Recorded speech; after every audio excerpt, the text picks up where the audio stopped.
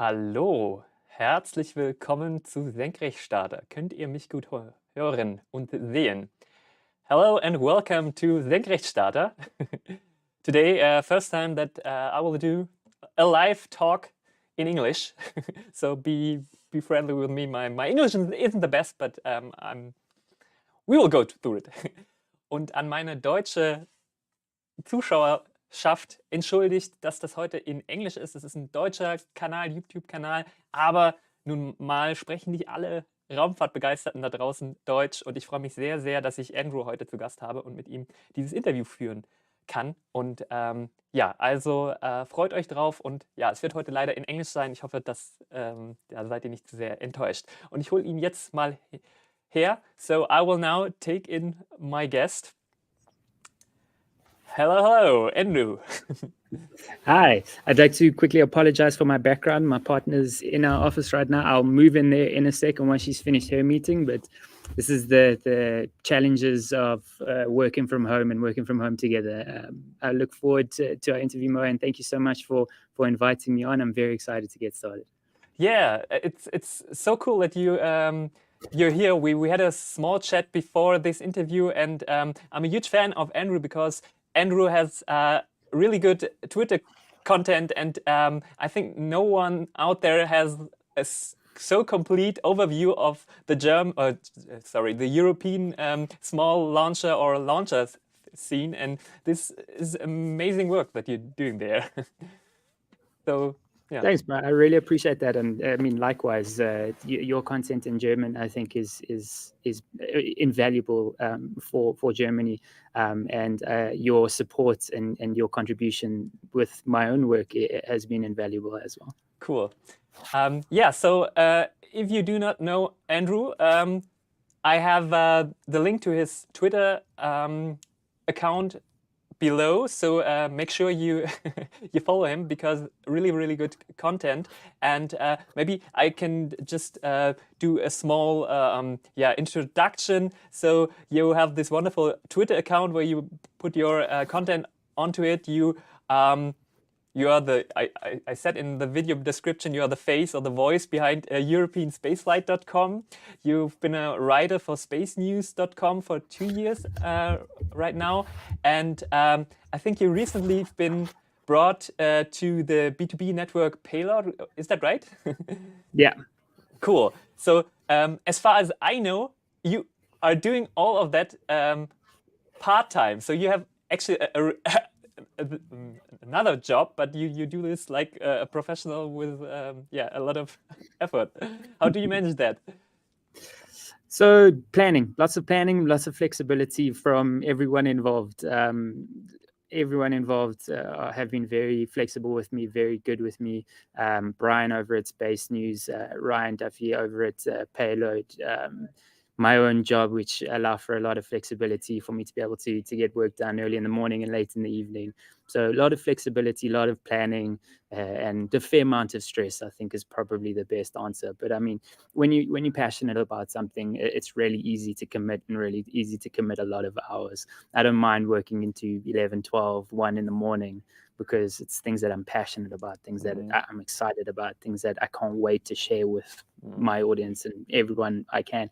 Even if I didn't have an audience, I'd be just as excited to be looking at it and just as excited about researching some random launcher that's just opened up in Italy that are offering some crazy single stage to orbit launcher. And passionate, this is just the perfect words to describe my next question, because Senkrechtstarter was made about this passion about spaceflight, and it's like the thing that drives me, that I'm passionate about this and I want to bring this passion to other people. And in this talk we had before, I saw this passion in your eyes, and I was really like, yeah, okay, this is cool, and we really need this this passion in Europe, and we need people in Europe to talk about that. And I think this is probably will be the main topic today, how we can make people passionate about spaceflight, or how we went through this topic,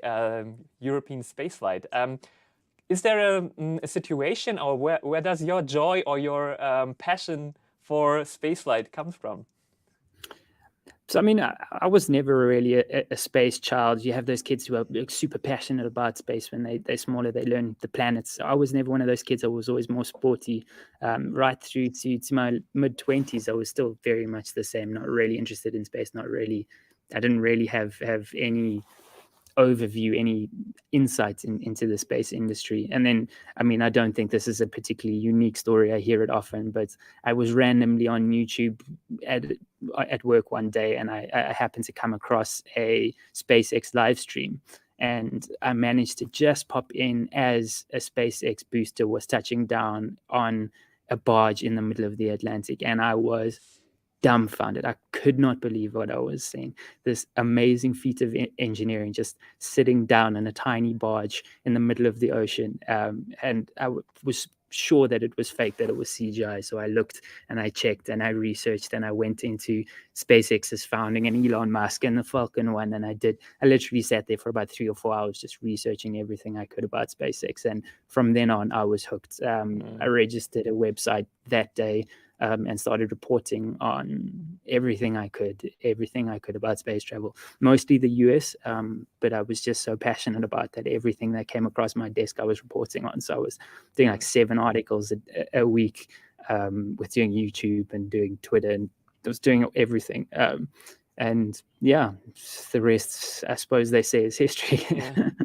It's so funny because it's a little bit like my story. So I saw a SpaceX launch and the landing, and it was the same. I was like, okay, this is fake. This can't be, and was researching on that topic, and I fell into that rabbit hole, and I was hooked, and I was really, hooked about the engineering, and felt so much joy.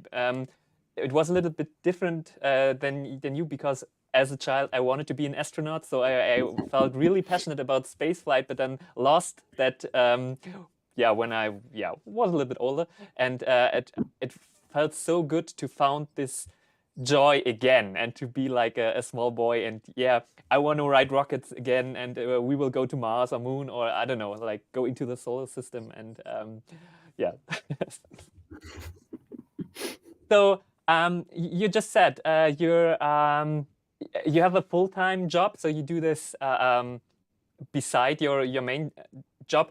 Would you say you would love to do this full-time, so to make a living out of reporting about spaceflight? I mean, that's the plan. At the moment, I mean, I have a family, so making sure I have a stable income is always going to come first, which is what my day job is about. It's something that I enjoy doing. It's straight content marketing, and I enjoy doing it.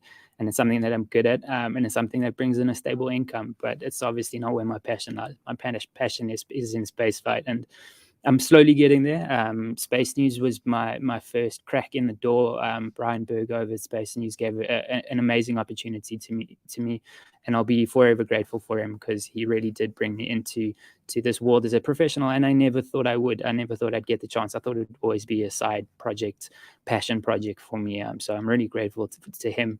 And as that work developed, I then got more chances, more opportunities.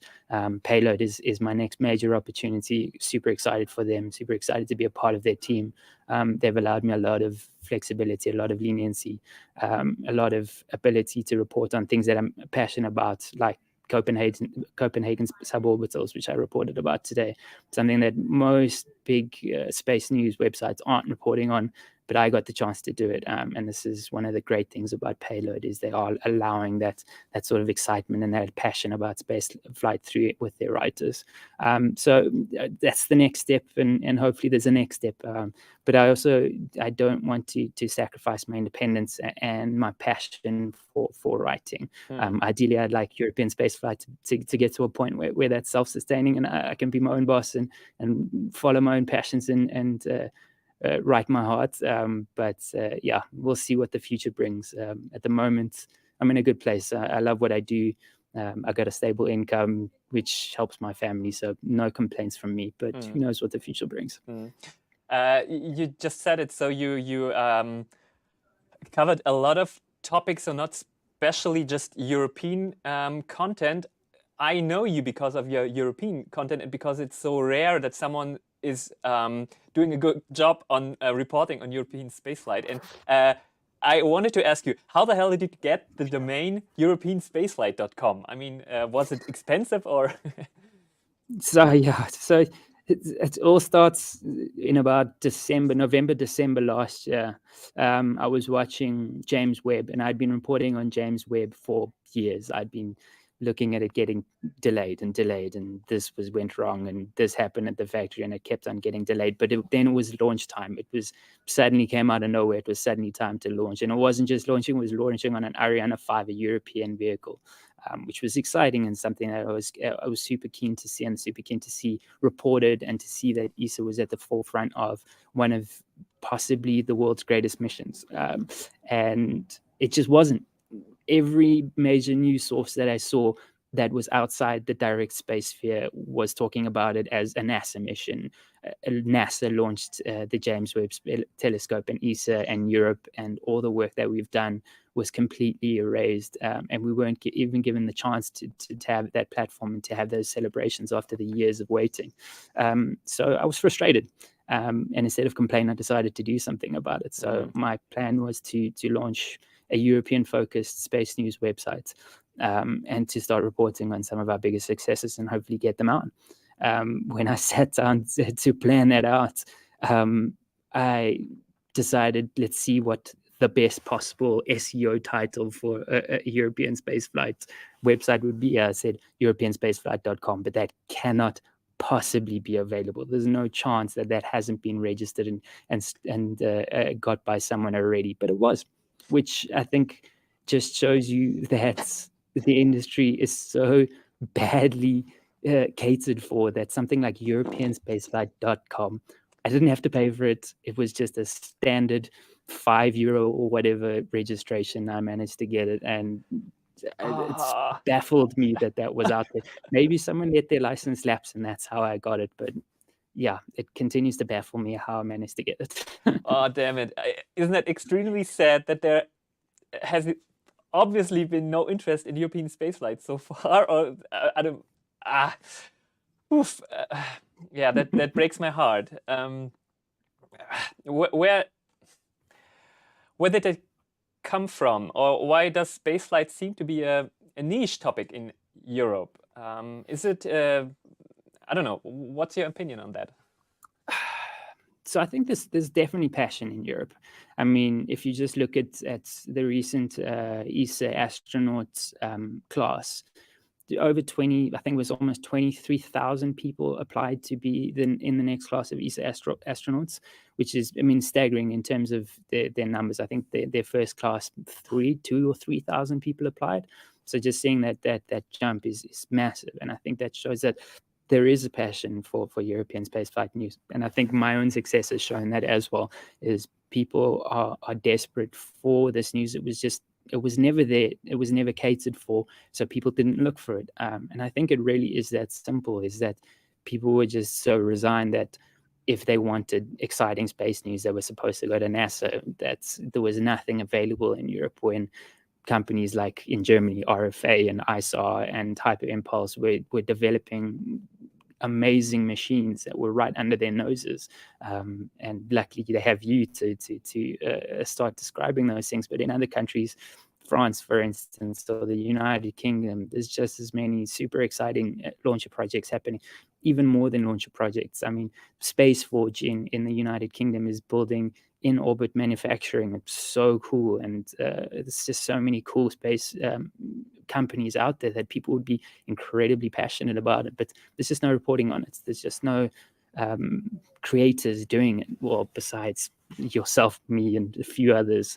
But if you look at the scope of creators doing the same sort of thing for NASA, I mean, you think about the NASA space flights, you think about the everyday astronauts, there's just such a broad spectrum of people creating that content and making sure that even the most disinterested American knows that SpaceX is launching this, and SpaceX is putting this bolt on this Starship, and it's there's so much more excitement being built there where it's just not in Europe. I think that's changing. I think people like yourself and me and a bunch of other amazing creators out there are changing that slowly. So hopefully we'll get there one step at a time.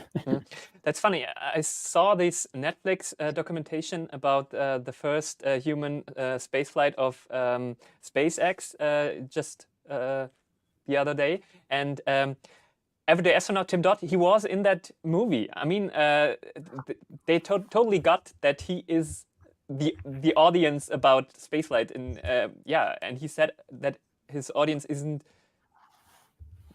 I think, mostly from other parts than the world. I think just he said like 30% is US, the rest is from all over the world, and it was amazing to see him there and see how big of an impact he has done, and that Netflix saw that and put him in there. And I hope that in Europe maybe the companies will get that you can do marketing, but it is always more expensive or harder to do content from your company standpoint than have people who are regularly doing stuff and say like, hey, I have this, do you want to make a report on that? And for me, I would say like most of the time, yeah, of course, you have something that burns, nice. And, I 100% agree with you. I think some of these smaller launch startups are starting to do that. And I mean, I get contacted by companies like Dark, for instance, from France. They're developing an air launched system, and their CEO Clyde is really passionate about not going to mainstream media and traditional media first. His passion is about going to creators first, because he understands that that's where the passion lies and that's where the audience is. He understands that if you want to get your message out and your message out to the right people and the right audiences, and for that excitement to build, those are the people you need to bring on, because those are the people who are working, as you say, day in and day out, creating content, making sure they have an audience that's excited about following them and following any companies that they suggest.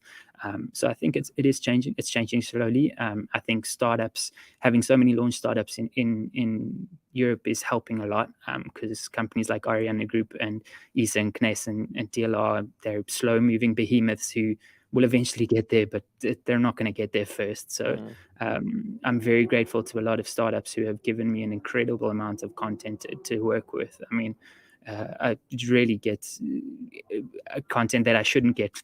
I mean, I'm not big enough to be able to get content from Dark and get contact from Small Spark Space Systems or I mean, any of these companies. They shouldn't be taking me seriously, but they understand that there's where the real audience is. So yeah, slowly but surely, I think we're going to get there. We have an audience tonight, and they are asking questions. And I have to shout out to Christoph Tege. He did a super chat. Thank you, Christoph. And we have some questions, maybe from Marvin Schumacher. Do you both think that media and news, especially in Europe, focus more on European spaceflight, space startups, missions, projects, and more from ESA and European startups and more? What do you think, Andrew? Sorry, can you repeat the question? Marvin Schumacher is asking, do both of you think that media and news, especially in Europe, focus more on European spaceflight, space startups, missions, project, and more from ESA and European startups? No, I really don't. I think most media outlets generally assume that there's no excitement there, that there's no audience there for those missions. So they don't. They just go to the classic SpaceX crew missions, which, I mean, understandable. I can't say that I don't watch them. And they go to the NASA SLSs and all the drama around that, because of course that's where the big audiences are. I don't think they've quite got yet that Europeans are excited about homegrown projects and exciting projects like the launches and the in orbit. There's just so much happening. So I don't think they're doing enough. I think legacy media, especially in Europe, is pretty bad unless you're a local television company, a local television channel reporting on something that's happening locally with you. I just don't think it's getting done. Yeah, and even in Germany, the big news outlets, you don't hear about the human or the crew missions from SpaceX. So even the state-of-the-art SpaceX stuff isn't reported in Germany because they think spaceflight is boring. I think, or I don't know the reason behind it, but it's like kind of sad. How do you rate the ESA's public relations? Yeah, listen, I think I have a love-hate relationship with ESA and their public relations department.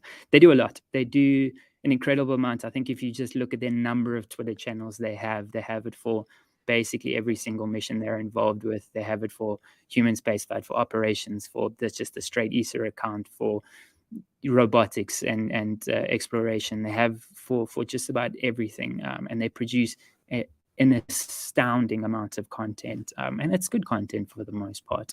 I think it's not the problem. I think if you look at ESA's work compared to NASA's work, it's, if not at the same level, better than what NASA is doing. The thing about NASA is, like we've already been saying, is they have that amazing creator network around them, which is why everything seems to be reported more. Everything seems to be in the mainstream. When SpaceX have a crewed mission, it's always trending on Twitter. When NASA do something, it's always trending on Twitter because they have that creator network who's talking about stuff the whole time. So I think ESA does a great job for what they're given. And I think it's up to the rest of us. It's up to Europeans to pick up that mantle and to start reporting more. Yeah, I was really sad last week because there was this ESA Champion program, and these ESA Champions were announced, and I have to admit I participated on that, and I thought maybe someone or I can, I don't know, get a prize in like the last categories or something like this, or whatever. And the competition, was very open in the call for the competition. So I know a lot of German YouTubers, big channels, like five, 6 times bigger than me, and they specially made content for this competition, and they were announced last week, and I think just one person was not working for ESA, and I was really like, okay, maybe this is symptomatic for what's wrong with ESA's public relations. I don't know. Yeah, you see, this is where the hate comes in. I think they really did themselves a disservice with that promotion. I think one of the most basic fundamental options they should have done is at the beginning they should have said, no one who works for ESA or no one who's associated with ESA should be allowed to enter the competition. I think that they're just given a leg up on the competition that's not fair. They're closer to the agency. They've got access to more material, to key personnel, to get more information, to get better interviews. And it's not a level playing field. And ESA making the choice to reward those people as more likely a company award than an international award or a European award was frustrating. It was extremely frustrating to me. So I think it was a massive opportunity there to really connect with creators, and this what we've been talking about this whole time. It's connect with creators and to get that network around them. It's an amazing opportunity. I thought it was such a cool promotion. I also competed. I didn't think I had any chance of winning. I started quite late, so I was a month in, and I think I'd done 3 or 4 very small Twitter posts about it. I had no chance of winning, so that's not a problem. But I expected to see people like you and people who have been there and had seen reporting on just about everything I wanted to see. Those people represented, and they weren't. They just weren't. I knew very little, if any, of the winners, and when I looked them up, I wasn't particularly impressed with their content. I wasn't blown away by their content. I wasn't blown away by their passion or their drive or their knowledge. As harsh as that sounds, it's so disappointing that they shot themselves in the foot there. And I think sounds like something that they're going to want to do year after year. And I don't see a lot of creators entering again next year. I just don't. I don't see any motivation for them to do it. Most of them are going to throw out their hands and say, I don't work for ESA. I'm not going to win. There's no point in me even competing. Why am I going to create complete new content just for this promotion if I'm just going to get kicked in the teeth at the end of it? Yeah, it's extremely disappointing. So that brings us to the question: what should ESA do to do more campaigns with influencers, and what should it look like? What should it look like? I'm definitely no marketing manager, but I think very, very basically is there should be a lot more interaction with influencers. I think even if you look at their Q&As, they very often are going out to press. I mean, they normally open calls, but if you look in those press Q&As, they're normally very dry, very old school, serious news. Very seldom with an exciting question. Very seldom where would an influencer get invited onto an ESA campus or onto an ESA launch site. There's very few live cameras from Kourou and from Ariane 5 and Vega launches. So I think a lot more content that creators can use. I think more angles and better content and better video content from actual launches would be an amazing start. I'd love to be looking at that content and sharing that content more. And just bringing on more influencers to talk about things and making sure that those influencers are heard and provided for. And I don't know, maybe an influencer partner program where they're bringing a certain amount of influencers on here and working with them and working with their channels and making sure that relationship is strong, and then pushing them on to continue doing that. There's endless amounts of things they could be doing, but they're a bit stuck in a rut right now. You said like rocket companies or startups that reach out to us creators. There is something in the chat. Gaia Aerospace is writing, "Greetings to Mo and Andrew from the whole Gaia crew."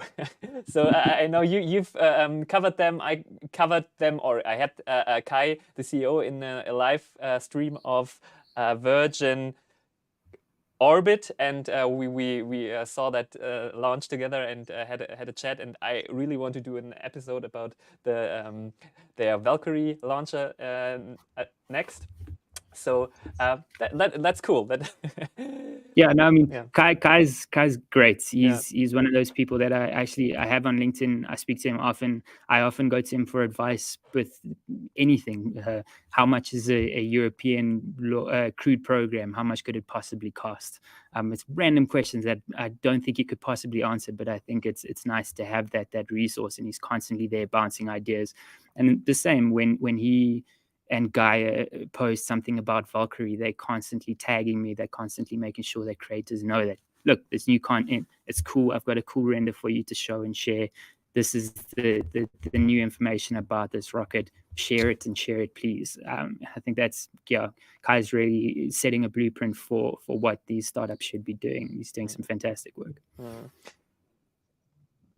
European spaceflight. To come back to the topic, there has been a lot of content today because we have Yuri's night, of course. I forgot that when we found the date. A lot of the small companies are putting out content tonight because it's a special night with Yuri's night, so the space night. How do you see the future of European space flight? I mean, was it today or yesterday that we saw like a new attempt for Ariane group showing the first reusable attempts, or like a Pathfinder? What do you think about that?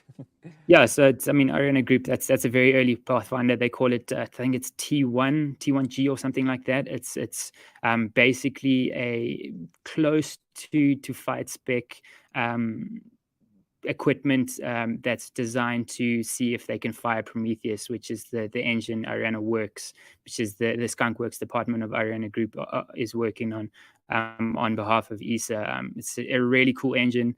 I think it's going to be really exciting to see it fire. I'm very excited about it, and it's cool to see images coming out of Ariane Works. They are notoriously secretive about everything they do.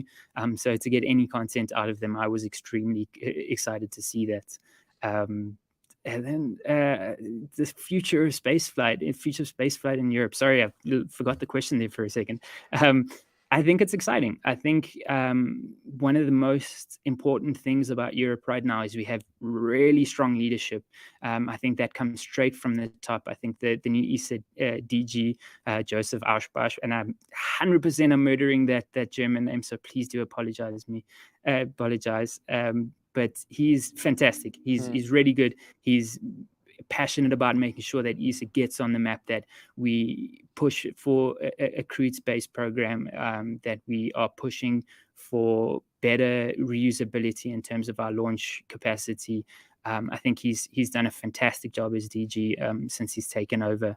And moreover than that, I think if you look at some of the comments from the CNES chief recently at the 37th Space Symposium, he was calling for a European space station, which is incredibly exciting. I mean, it's an off-the-cuff comment that doesn't represent any sort of commitment from CNES or from ESA as a whole, but I think it's important to see that ESA leadership aren't thinking small anymore, and that CNES leadership aren't thinking small anymore. They're looking for Europe to be independent, to be able to have that access to space and to space station and to on-orbit assets like Space Rider, and to have that in Europe and run by Europeans.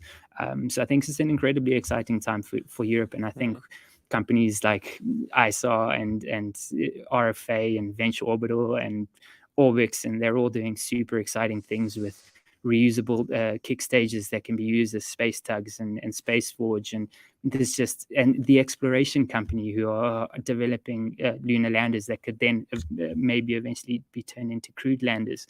There's so much happening, and I think 2023 onwards is going to be a real golden age for European space. So I honestly couldn't be more excited, and I think I've been incredibly lucky to get in just at the right time, just before the real start of some exciting progress in Europe, and I can't wait to report on it. I can't wait to report on the next Vega launch, which is happening soon for Vega C, and for Ariane 6, which is, some people have said might have been dead on arrival. I think Mo, you even said something similar, but now has been risen as like a phoenix out of the ashes with that recent Amazon deal. I think, like I said, incredibly exciting time for Europe, and I couldn't be more excited to be a part of that. Definitely. I'm saying often on my live chats or the live streams that cover rocket launches that we have like this Apollo moment right now, but it's not that we're close on stepping to the moon, but we're in the developing the rockets that will do this amazing stuff, and it's so cool to feel this this tension and dream about what will happen next, and get the whole drive, and not just take on the television and see like, okay, Neil Armstrong is doing the steps, so just see, okay, what will they do next, and I don't know. For me, it's really exciting to be part of that, and like you said, I think it's right on spot the time. So not the drive isn't that high that everyone is like into it, but we are in a good time or a good position to feel the tension, and just report about it. You said it like Ariane 6. I'm a little bit afraid that the European countries will throw a lot of money at Ariane to build like the next level of Ariane 6 or reusable stuff for Ariane, and I'm afraid that might kill some of the small startups. And the thing is, these small startups, they have to develop stuff with a lot or with less money, and have to be really I'm losing I'm missing the English word. So they need to do stuff with a lot of less money, and when you have like this Ariane group on the other hand, they might kill this competition, and it's a little bit unfair maybe. And so what do you think about that? So, I mean, sure. I think with this recent Amazon announcement, there's definitely going to be a renewed interest in Ariane 6 and funding Ariane 6. And as you say, reusable iterations of Ariane 6. I mean, they've already announced the P120C plus upgrade, which is a booster upgrade. It's going to be a meter taller and give the Ariane 6 more power. Their black upper stage is probably going to be next, so that's the next upgrade to Ariane, and I'm sure Ariane 6 will get a few more upgrades, which might then become a reusable first stage upgrade. So I definitely think there's going to be money, as you say, thrown at it.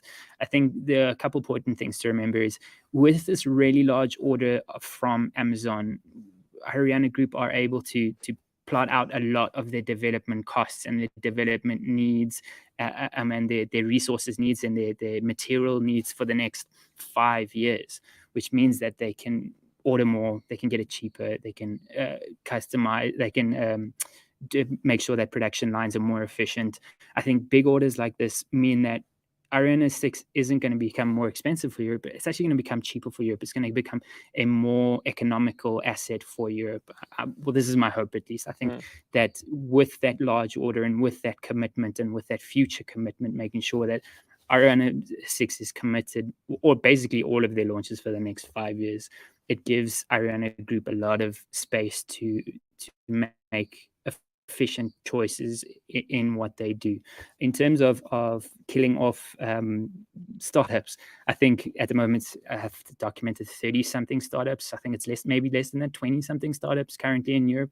There's going to be culling. There's always going to be culling. It's just that's too many. I think I've spoken to a few people that are saying 10, if that, are going to survive. And that's only if satellite demand continues to increase, which it may or may not. So there's going to be a natural culling. I think we need to make sure that we don't mistake Ariane Group and the natural culling, and we don't associate those things.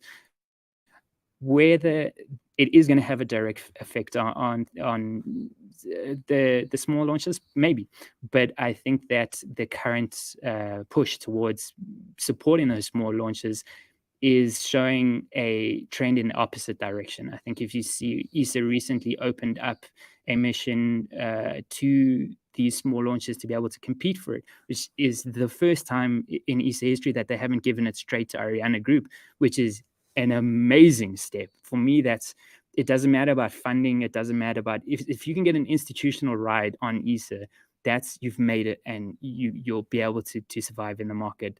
And if you can continue offering those missions to these small launches, it's gonna up and up and up. And I think, again, it comes down to leadership. I think the new ESA DG is passionate about making sure that independent launch isn't just Ariane Group. It's a broad array of launches, and he's passionate about making sure that ESA supports that. Over and above that, I think if you look just recently in France, they've just announced a huge venture capital fund for new space.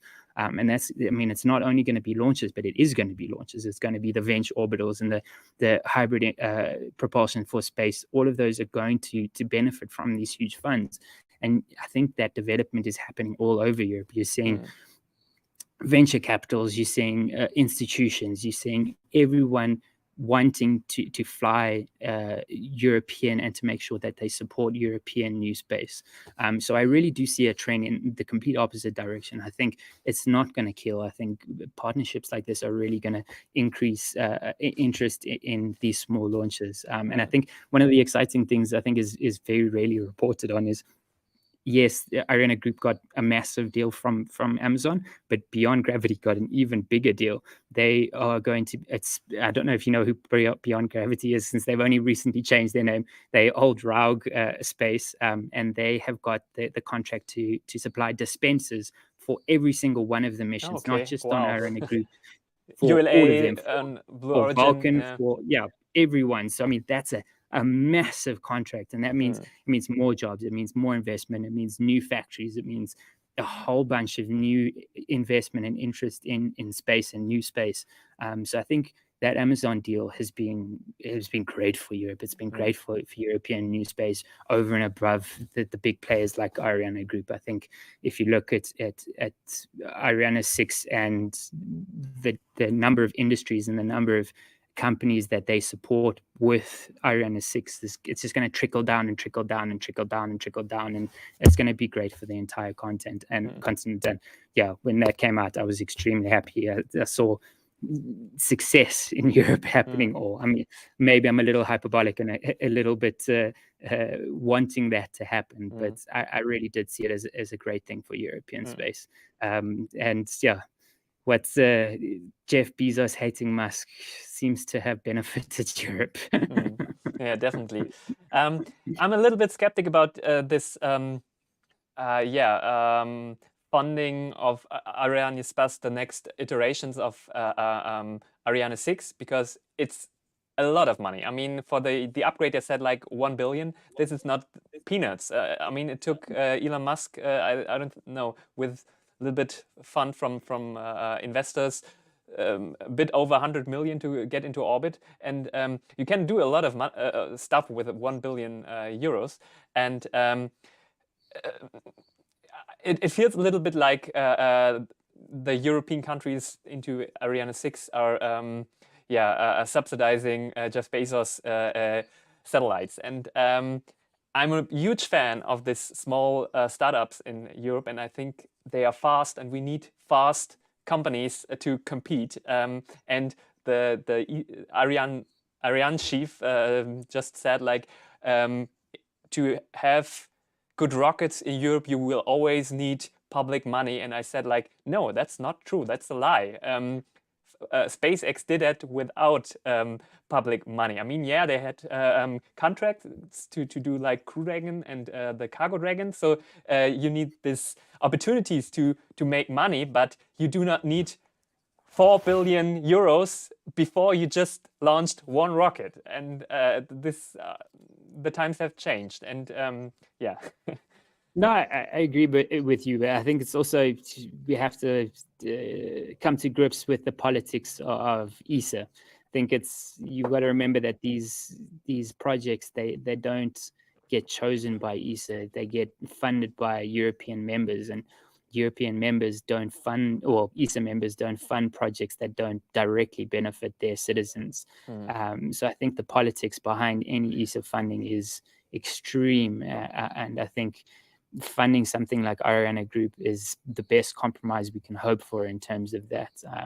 So for me, is like I said, I think the ESA DG opening up opportunities for new spaces is key. Like you said, they don't need that money from ESA. They need those opportunities to fly.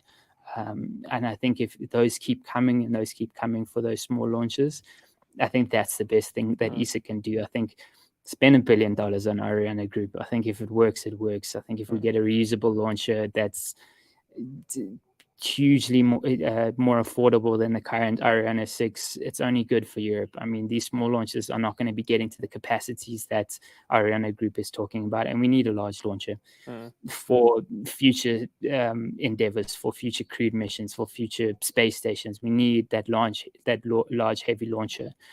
So I'm happy to invest that public money in Ariane Group. I mean, I say that like someone who actually makes decisions, but no, I think that's, if you think about SLS costing $1 billion per launch, $1 billion to invest in the development in Ariane Group starts to sound a bit more affordable.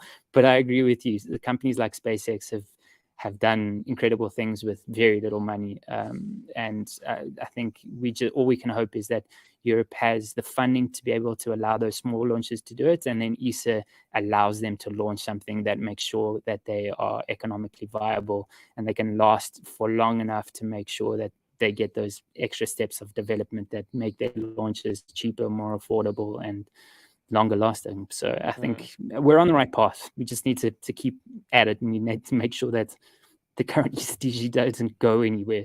I think if he can go for a few terms, I'd be quite happy keeping him on.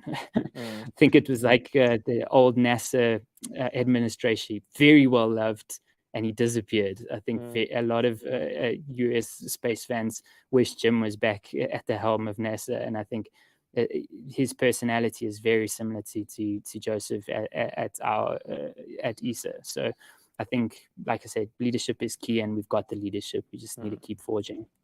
Yeah. Cool. I'm often disappointed that our ambitions in Europe are not that high as, like there are NASA groups that talk about going to, I don't know, to Venus or to Jupiter, and they brainstorm about like really futuristic missions. They are not that into the near future, but they talk about that, and it's totally okay that they talk about that. And it feels like we are in Europe. We cannot make these plans or think about that because we would be not credible. I don't know. And do you think we have a lack in big goals for European spaceflight? I think it comes down to the difference between an American and a European, if I'm completely honest. I think Americans tend to reach. I think if you look at someone like Elon Musk, always overpromising. He tends to deliver, but he always overpromises. 10 years later, he might still deliver, but there isn't always overpromise. Whereas in Europe, we are more conservative in the way that we promote things. We're more conservative in the way that we dream and we, I mean, it's a generalization, but we're more, because you and I are probably quite strong arguments against this, but I think we are just generally more conservative in the way we approach things. But I think over and above that, in the US, they have massive budgets. I mean, the NASA budget pales in the ESA budget pales in comparison to the NASA budget. And when you have 100 million, I mean, it's not the number, but if you have $100 million more a year, you can dream of those missions. You can dream about going to Venus and Mars and Pluto, even though it's not a planet anymore. You can make those leaps. Whereas ESA, we need to think responsibly and reasonably within our constraints, and I think that's changing. It's moving, and we're hopefully going to get somewhere. But I also think that we need to make sure that we're not diminishing our achievements. I mean, if you think about the Copernicus Earth observation constellation and the Sentinel satellites that make it up, that's world class. There is literally, it's the top Earth observation data supply in the world. They're second to none. It's an incredible achievement by Europe. And I think we need to make sure that we celebrate those things and we don't denigrate ourselves to say that we're not good enough. We are. We have got amazing missions. And I think our Mars missions and some of our observatories are also incredible missions. They're there.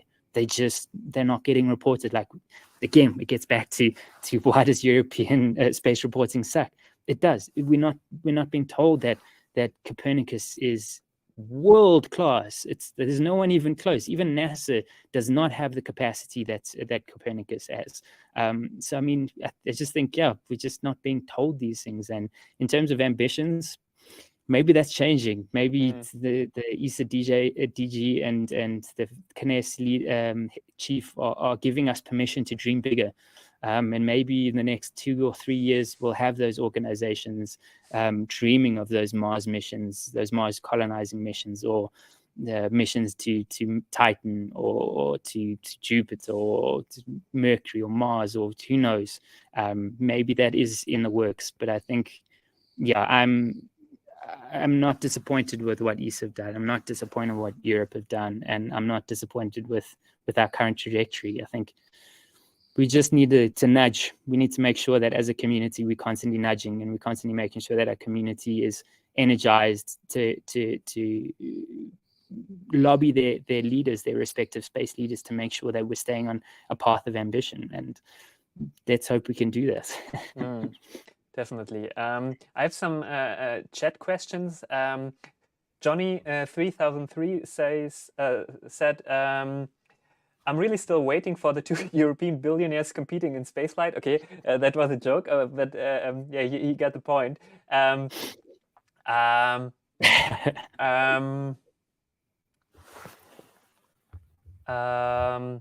There are some questions about, if Europe has lost the connection. So even if we are yet full into spaceflight right now, if we put a lot of budget into European spaceflight, we're too far behind. How do you see that? No, I don't agree. I think SpaceX is ahead of everyone. We can throw that up right now. Is you can't compare anyone to SpaceX. What Elon has built over the last decade has put him and his company far ahead of anyone else. But I think if you look at the US as a whole, Vulcan is not a revolutionary vehicle. It's powered by engines that aren't even produced by by ULA. You've got Blue Origin, who seem to be unable to produce an engine and have got nowhere in the last 2 decades. So I don't think they're too far ahead. I really don't. I don't even think China are too far ahead, and they have just put up a brand new space station. I think we're right there with one of the most capable commercial companies in Ariane Group, although I have my quarrels with Ariane Group, but I think they're a world-class outfit, and Ariane 6 is going to be a world-class launcher, maybe a little bit expensive than the competition, but it's still a world-class launcher, and we've got world-class engineers, Europe, who are being invited back from the US to come back to RFA. I think I've spoken to a lot of companies who are saying that, yeah, we've got people who used to work for SpaceX or who used to work for NASA, who used to work in the US, and then have seen the RFAs and the ESAs and the Orbix and the Skyrora started to develop, and they've said it's time to come back to Europe. Europe is on it again, and Europe is ready to launch. So I think that talent is back. I think our ambition is back. I think our hardware is back. So no, I don't think we're far enough behind. I don't think we're too far behind. In fact, I think we're at the perfect position. I would have liked us to start 10 years ago, but we didn't. And we are where we are at the moment. And I don't think we're too far behind. I think we are 1 or 2 ESA council meetings away from being right up there. Cool.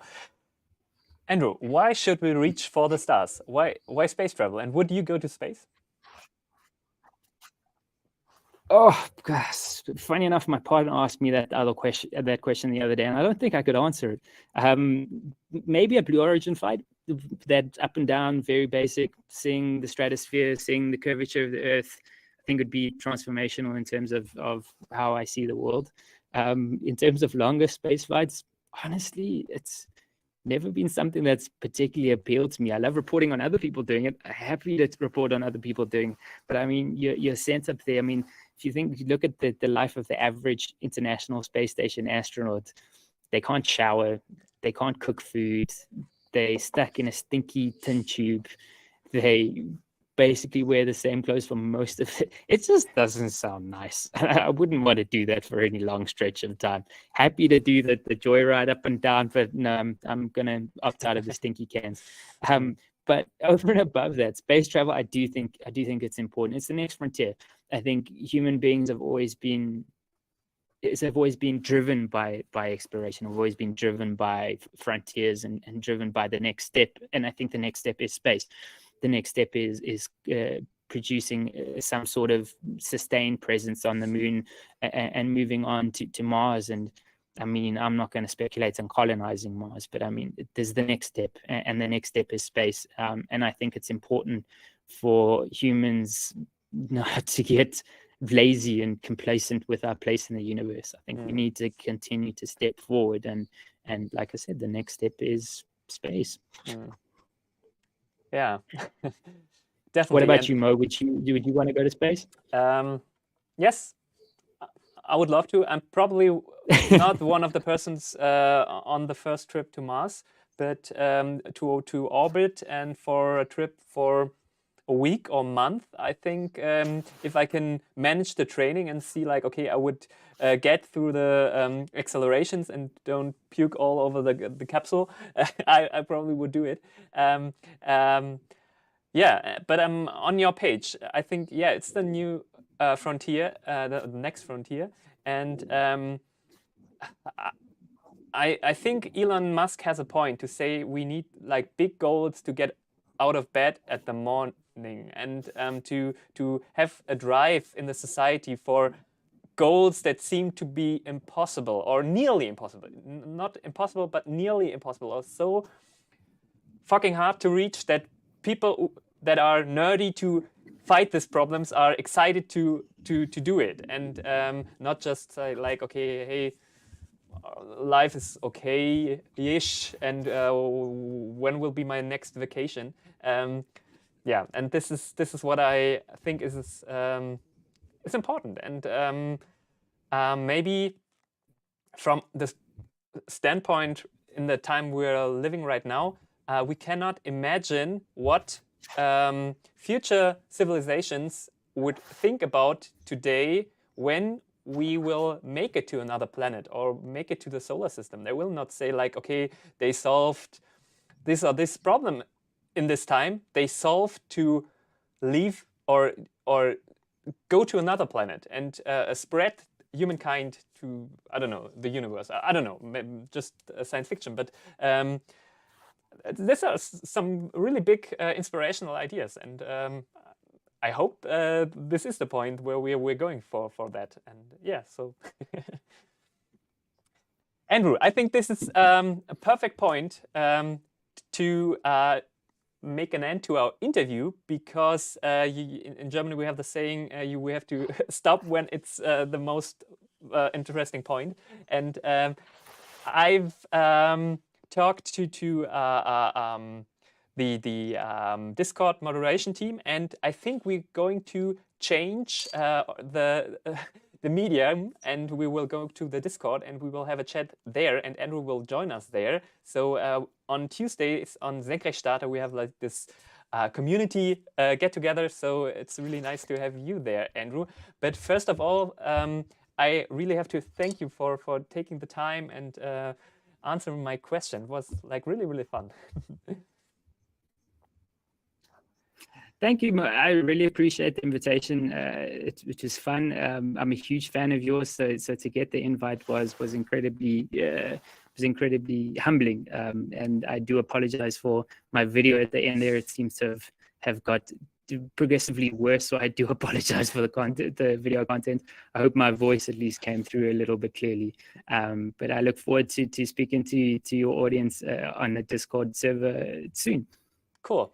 So yeah, I want to thank the moderation team for moderating the questions. I hope you're not too disappointed that I haven't asked Andrew all of the questions. Maybe I will do on the Discord in a few minutes. So if you want to join us, the link to the Discord is below in the description. I want to thank the moderation team. I want to thank all of the audience that you joined us live. I want to thank Andrew again. If you haven't already joined Andrew's Twitter page, make sure you follow him, because the content is amazing. And yeah, I'm really grateful that we managed to connect, and I'm pretty sure we will stay in contact, and we'll have a lot of fun looking what the European spaceflight will do in the next couple of years. So yeah, I think this is it for this live interview. We see us at the Discord, and to everyone else, yeah, have a nice evening. Immer schön senkrecht bleiben. Bis gleich oder bis zum nächsten Mal.